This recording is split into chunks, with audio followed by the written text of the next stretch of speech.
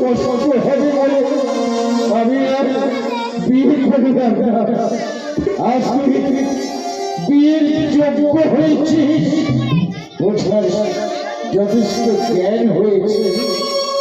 ওদিকে ওদিকে শুভঙ্করীর সাথে ওদিকে শুভঙ্করীর গায়ে হলুদ উঠে গেছে।